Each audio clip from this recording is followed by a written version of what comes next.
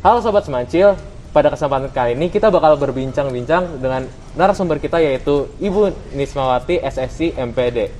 Nah, kita bakal berbincang tentang pendidikan karakter nih, Sobat Semancil. Selamat siang Ibu. Selamat siang David.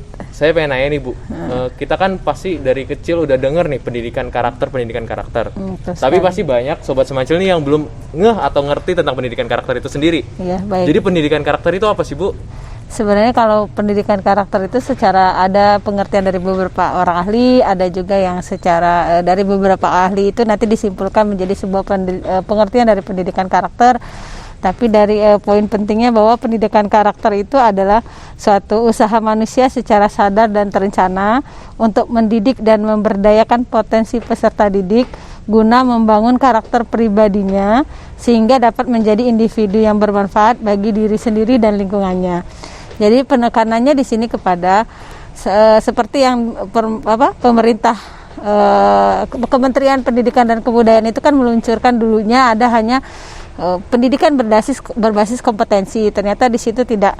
Jadi arah tujuan pendidikan hanya kepada kompetensi yang dimiliki peserta didik.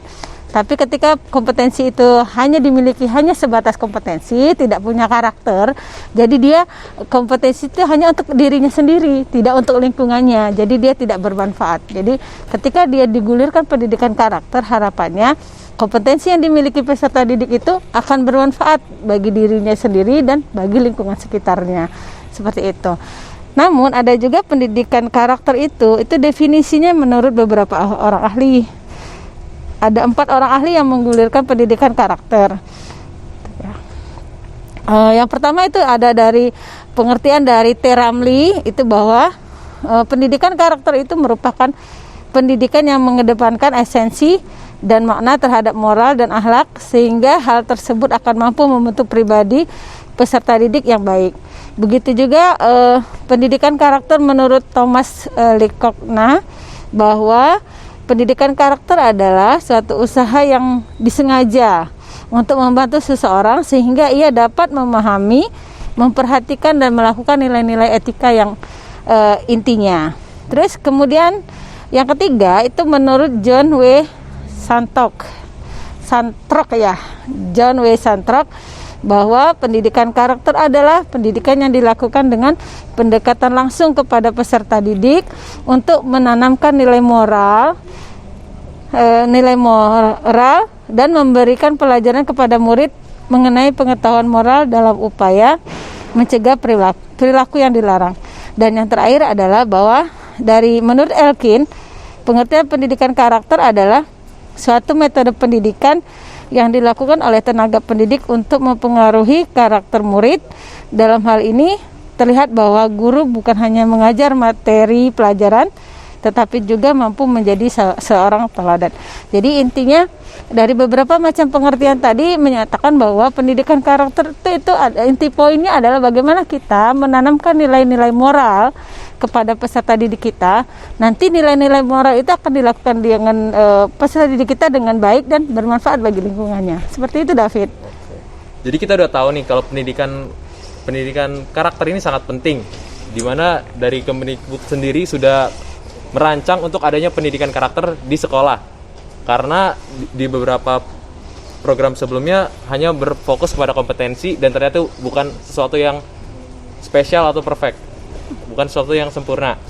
Karena dengan kompetensi itu sendiri malah tidak bermanfaat bagi bangsa dan negara.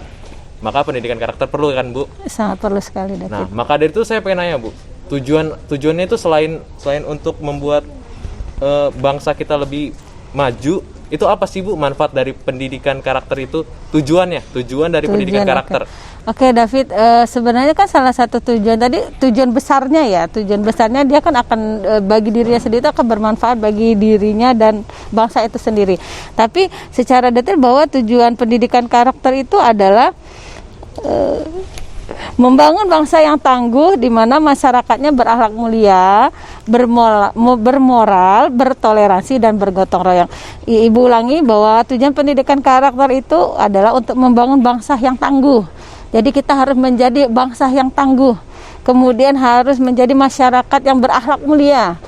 dan bermoral, bertoleransi dan bergotong royong. Mungkin kalau kita kaitkan dengan visi sekolah kita itu kan tegar bertiga, berakhlak mulia, berkompetensi dan berwawasan lingkungan. Jadi itu salah satunya juga muatan karakternya sudah masuk di visi sekolah kita. Itu David. Kita udah dengar nih ya teman-teman Sobat Semancil, tentunya kita udah dengar tujuan dari pendidikan karakter itu. Tapi ada nggak sih Bu Nisma, manfaat yang kita dapat nih, misalkan kita kayak belajar tentang pendidikan karakter, apa sih manfaat buat kita itu? Sebagai pelajar tuh apa manfaat kita? Ya, pasti banyak sekali ya David ya, karena kan ketika kita menerapkan karakter yang baik kan pasti itu dianggap sebagai amal ibadah bagi kita itu sebagai seorang muslim. Tapi kalau secara secara nanti pendidikan karakter yang dilakukan secara terus-menerus itu kan akan merubah karakter masyarakat secara global. Nah, ketika karakter masyarakat yang berubah secara global itu akan menciptakan harmonisasi. Jadi harmonisasi dalam lingkungan yang lebih luas lagi. Kemudian krisis kepercayaan itu sudah tidak ada lagi. Kemudian krisis moral juga tidak ada lagi. Perilaku yang negatif sudah berkurang seperti itu. Jadi tatanan kehidupannya itu sudah mulai seimbang, harmonis seperti itu David. Itu kurang lebihnya manfaat dari pendidikan karakter itu sendiri. Kalau lebih luas lagi dia sangat banyak sekali David kalau dijabarkan satu persatu. Nanti dia menurut dari ahli pendidikan karakter bahwa Thomas Lignell itu menyatakan bahwa ketika karakter itu kita berikan sejak dini, dia akan membuat pribadi atau kepribadian karakter itu dia akan tertanam di dalam pribadi peserta didik itu selama hidupnya, seperti itu. Gitu David. Nah, kita tadi udah dengar nih Sobat Semancil, manfaat apa yang kita peroleh kalau kita belajar tentang pendidikan karakter. Nah, saya juga baca nih Bu Nisma, ternyata di pendidikan karakter sendiri itu ada beberapa nilai ya? Iya betul. Nilai-nilai yang tertanam pada pendidikan karakter. Ibu bisa jelaskan nggak sih Bu, apa aja sih nilai-nilai yang ada di pendidikan karakter itu? Oke, jadi kan kalau pendidikan karakter itu sendiri kan masih bersifat umum ya, bahwa anak-anak itu harus diberikan pendidikan karakter supaya karakternya itu berkembang dengan baik. Nah, karakter itu akan mencakup apa sih yang diinginkan, karakter yang seperti apa sih yang akan dimunculkan gitu kan. Kalau menurut Kementerian Pendidikan Indonesia itu ada 17 karakter yang harus dikembangkan bagi peserta didik kita itu, yaitu ada karakter kejujuran, nilai kejujurannya, nilai sikap toleransinya, nilai disiplinnya, kerja keras, kreatif, kemandirian, kemudian sikap demokratis, rasa ingin tahu, semangat kebangsaan, cinta tanah air, menghargai prestasi, sikap bersahabat, cinta damai, gemar membaca, peduli terhadap lingkungan, peduli sosial, rasa tanggung jawab, dan religius. Nah, harapannya juga nilai karakter inilah nanti akan diselaraskan dengan visi dan misi sekolah kita, seperti itu. Oke, kan kita udah dengar tuh nilai-nilai apa aja sih yang ada di pendidikan karakter. Saya ngambil poin yang tentang pendidikan tentang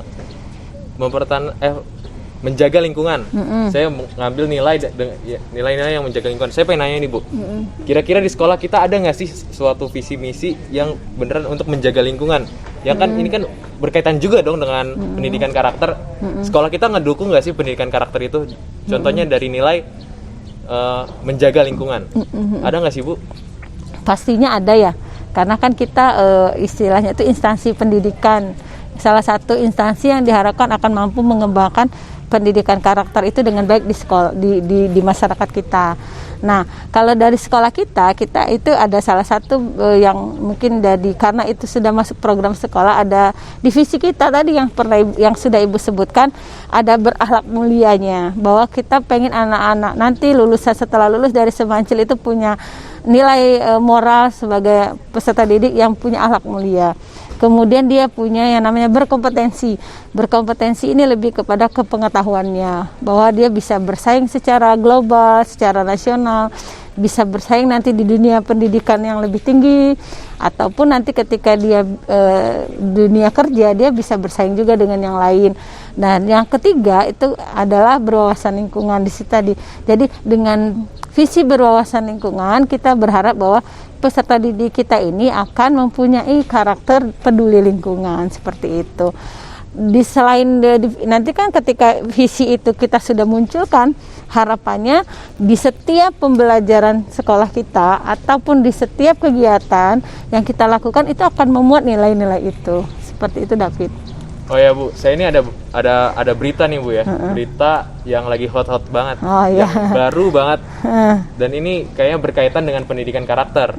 Jadi untuk beritanya ini tentang ini Bu, ada seorang murid yang menjengkelkan gitu Bu ke gurunya dan berkata kayak iri bilang bos ke gurunya.